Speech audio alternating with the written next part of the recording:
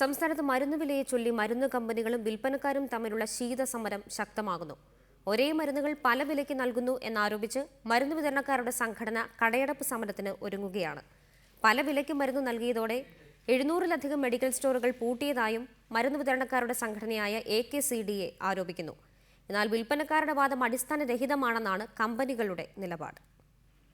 മരുന്ന് വിലയെ ചൊല്ലി കഴിഞ്ഞ കുറേ നാളുകളായി വിതരണക്കാരും കമ്പനികളും തമ്മിലുള്ള തർക്കം രൂക്ഷമായതോടെ സമരത്തിനൊരുങ്ങിയാണ് മരുന്ന് വിതരണക്കാരുടെ സംഘടനയായ AKCDA. ഒരേ വിലയുള്ള മരുന്നുകൾ പല വിലയ്ക്കാണ് കമ്പനികൾ വിതരണം ചെയ്യുന്നതെന്നാണ് വിതരണക്കാരുടെ ആരോപണം. മരുന്ന് വില ഏകീകരിച്ച് കുറഞ്ഞ വിലയ്ക്ക് മരുന്ന് നൽകണമെന്നും AKCDA ആവശ്യപ്പെടുന്നു.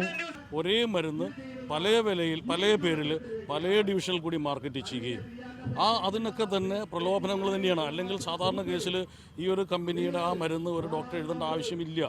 അതേ മരുന്ന് തന്നെ വില കുറഞ്ഞുള്ളപ്പോൾ എന്തുകൊണ്ട് വില കൂട്ടി നിങ്ങൾ ഈ മരുന്ന് വിൽക്കുന്നു എന്ന് ചോദിക്കുന്ന ഒരവസ്ഥ ഇന്നില്ല.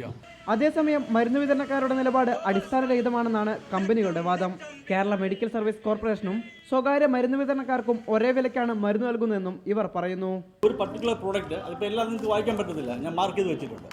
ഏതെങ്കിലും എവിടെയെങ്കിലും ഒരു പ്രൈസ് ഡിഫറൻസ് കാണിക്കാന്നുണ്ടെങ്കിൽ ഇവർ പറയുന്നതെല്ലാം ഞാൻ അംഗീകരിക്കാം.